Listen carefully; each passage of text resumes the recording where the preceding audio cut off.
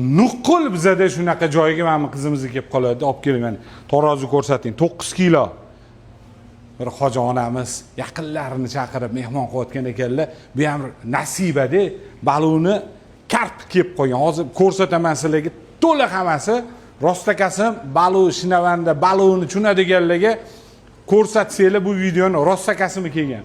Olib kelman 9 kilo balu tuzdan sep. Hamma qarang. Voy joning sog' bo'lgir.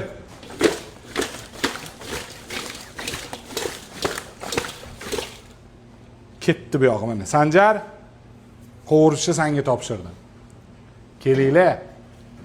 Shanba oddiy kuni bu oilaga baxshida qilgan kunda bu kunni.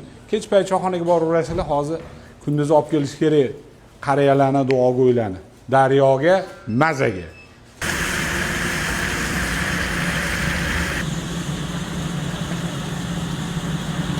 Bos kengisini ham bos.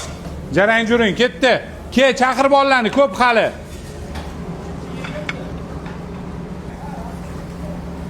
Ke chaqirib ollarni.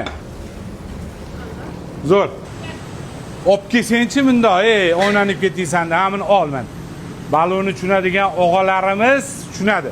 Bunaqasi zakazga keladi, faqat daryoga keladi. Asl Xorazmdan daryoga keladi. Ham ko'rgan, o'ynanib ketdi, ham ko'rgan. Hech narsa qilmaydi. Ha, qara, jonlanib ketdi bu, jonlanib ketdi. Karp, hammasi karp. Yog'siz, mazali. Tila-tilagini dedi, oltin balı daryoga keladi.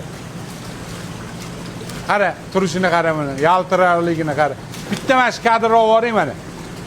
95% karp kelgan. O'g'imiz baroridan kelsin, baliqchilikka jo'natib qo'yamiz. Karp har doim ham bo'vermaydi, to'g'rimi? Joninglar sog' bo'lsin.